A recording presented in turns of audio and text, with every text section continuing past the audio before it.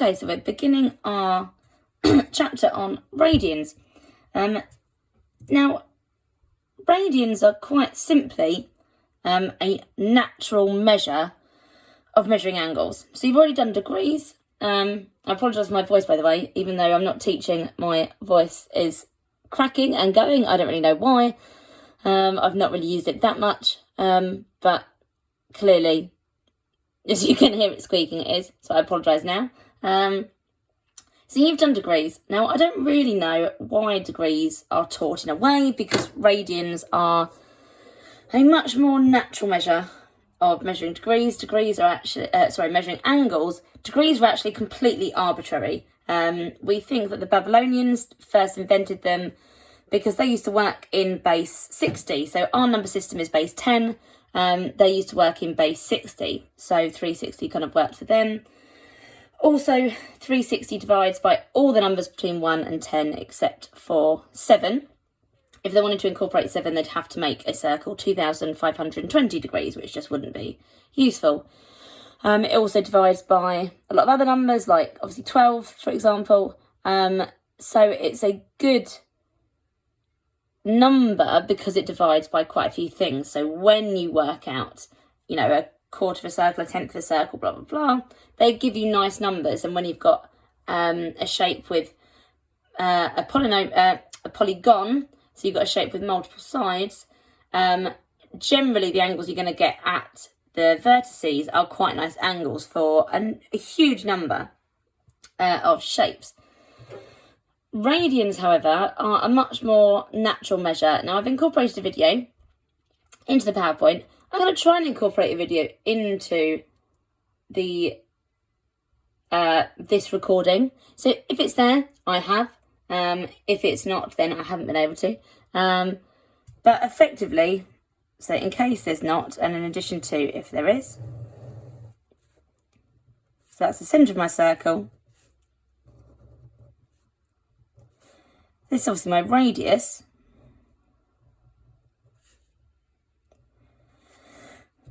Theta is equal to 1 radian when the arc length is equal to the length of the radius. So that angle is 1 radian. So therefore, if I had that angle there, and it had this arc length, which was 2 radians, 2 lots of the radius, that would be 2 radians. And it continues going round. So if you imagine, if I wanted to go the whole way around the circle, well, what multiple of the radius is that arc length? Well, that arc length is actually the whole circumference. I know that circumference is pi times diameter, which therefore means I also know that it's 2 pi multiplied by the radius, because the diameter is 2 lots of the radius. So therefore, angles in a circle is 2 pi radians. So a whole circle is 2 pi radians.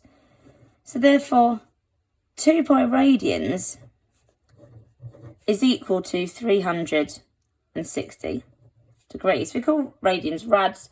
I believe we also use C or something for radians. In the IB we certainly did, which was a really weird measurement. But generally rads is equal to 360 degrees. So pi radians is equal to 180 degrees. And we can work out all the other key equivalents from this. In the first section of the book, it does ask you to convert between them. So if I wanted to go from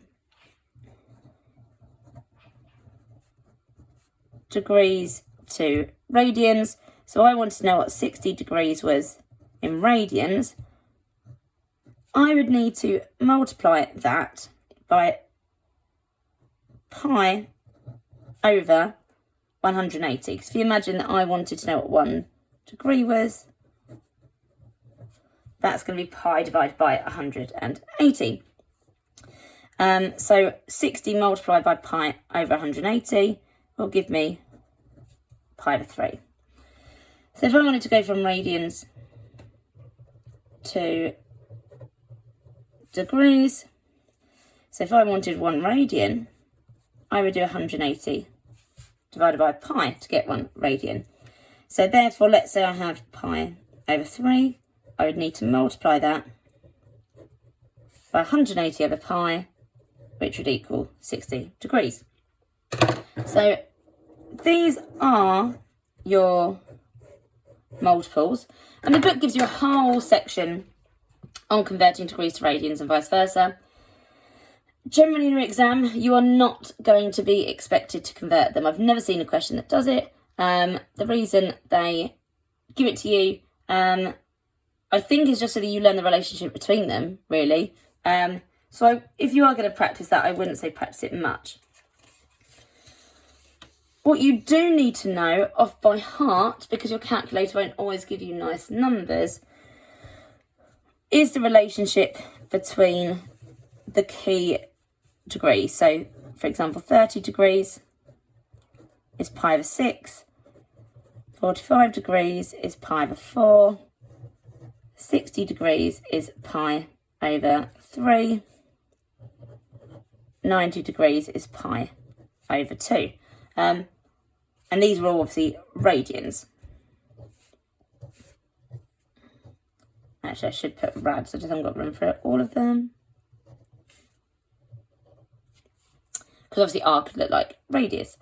So you do need to know these relationships. Now, I've written it messy here, but on your PowerPoint, and again, it'll flash up on your screen as a table if I can work out how to do that. So the likelihood is I haven't. I apologise, I'm trying to work out editing software and probably failing miserably. If not, it's on your PowerPoint. And I've also given you what sine theta is for all of these. Now, and cos theta and tan theta. Now, whilst you don't have a non-calculator exam, it is implied that you do need to know those kind of ones off by heart or quite easily to hand. Because you've got a calculator, obviously, you can just kind of work things out quite easily on there. Speaking of your calculator, generally is in degrees mode. You've got a capital D there. When you work with radians, you need to put your calculator into radian mode. So rather than going menu, which gives you all of these options, you're going to go shift menu, which is setup. Number 2 is angle unit, and you'll convert it to radians, number 2. Now, the advice I always give to students, is take this calculator and your GCSE calculator in, have this one in radians mode, and have your old calculator in degrees mode. Most questions you'll get will need radians mode, but occasionally they give you questions in degrees. So by having 2 different calculators, you don't make the error of forgetting to convert this back into degrees mode, because I would say by standard this should be in radians mode, especially from now on. So I'm going to get rid of that for a moment. 3 questions, which is just about typing into calculator. Now, in the book it's written like this. Very rarely will you actually be given radians in your exam question, or in any question. It will be implied by the question. You're not going to have 0.3 degrees. So generally, if you see a number like 1.2, 3.4, something like that, it's going to be in radians for a start. Or the domain of your theta will be given to you in the question, and it will be in terms of pi. So 0 to 2 pi, 0 to pi, for example, negative pi to positive pi, something like that. So that is how you would tell. They will very rarely write that. And you can have rads, radians, the way that they put the notation is different. So on my calculator, I'm in radians mode. So all I need to type in is sine of 0.3. Give an answer to 2 decimal places is what the question says. So 0.2955 to 2 decimal places is 0.30. Oh, sorry, cos pi radians. All you're going to type in is cos of pi. You're not going to write radians. -1. Because that pi radians would be the same as 180. Cos of 180 is -1. And finally, tan of 2 radians. Again, tan of 2, -2 point. And it's 1,9 to 2 decimal places. Obviously, for that one, it said where appropriate. It's not appropriate to put that to 2 decimal places because it is an exact answer. If you are not sure whether you're in the right mode, obviously look whether you've got an R or a D. But if you start getting, when you're doing arc sine, arc cos, or arc tan, so inverse sine, cos, and tan, you'll easily be able to know whether you're in degrees or radians because of the size of the number that you get. So just sort of bear that in mind as well. So the table you will need to be familiar with, but for now we're just looking at our calculator or looking at our graphing. So being able to sketch graphs, particularly in radians, is, I'd say, vital. And this is the main part that I'd want you to practice rather than the converting. When you are practicing and you're not sure, use Desmos. Desmos is such a useful tool. It is free graphing software on the internet. I use it all the time if I'm looking up quite complex graphs or quite complex transformations and I just want to confirm that I have done it right. I will always use Desmos. It's really useful. You can, in the editing section on Desmos, you can change it to radians, and you will need to therefore change your scale appropriately. I don't remember if you can type in pi, so you might have to just type in a number that's obviously very close to pi in terms of decimal places. But I know on the keypad you can put pi, so hopefully you can do it on the scale as well. I can't remember. The last time I did it in radians was a long time ago. Just because I've been looking at polynomials and stuff recently. Okay, so 2 questions on sketching graphs. So sketch the graph of y equals sine x, where x is between 0 and 2 pi. Quite often they won't have x here, they will have theta. So I don't really know why in the example questions they've used x, but I guess it is just a variable. So our scale is 0 to 2 pi. Now, when you're first looking at it, it's best to think about it in terms of what these are in terms of degrees. So 0 would obviously be 0 degrees, and 2 pi we know is 360 degrees. So effectively this graph is just sine between 0 and 360, like it would be normally, but we're obviously going to write our parts of the graph. No, I don't want to use another blue. In terms of radians, so x and y. This is still the same graph as if it was in degrees. So if this is 2 pi, this is going to be pi. This would normally be 90, which is pi over 2. This would normally be 270, which is 3 lots of 90. So 3 pi over 2. If you really want to check, sine pi over 2 is 1. Sine of 3 pi over 2 is -1. But this is basically the same graph as it would be if it was in degrees. It's just that we're writing it in terms of radians. This actually is a lot easier, I think, to deal with than when you haven't got degrees, but that's just me personally. Other people may disagree, but I find it easier in radians. Okay, next example is sketch the graph of y equals cos of x plus pi for x is between 0 and 2 pi. So when I'm transforming graphs, I'll always make sure that I know what the original graph should look like before I do my answer. So to the side, I know that my normal cos graph will have this shape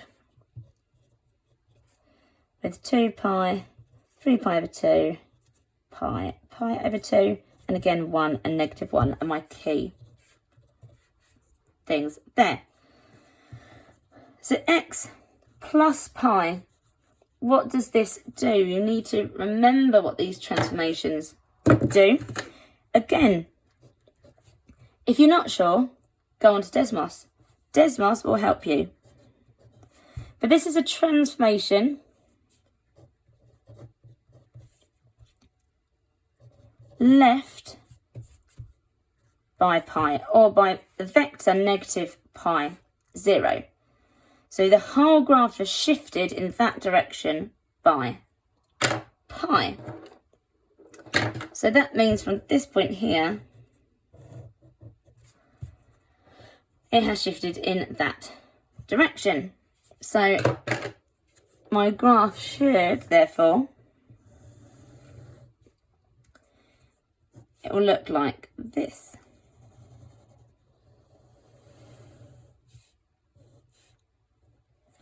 So this would be normally where pi would be, which is now 0.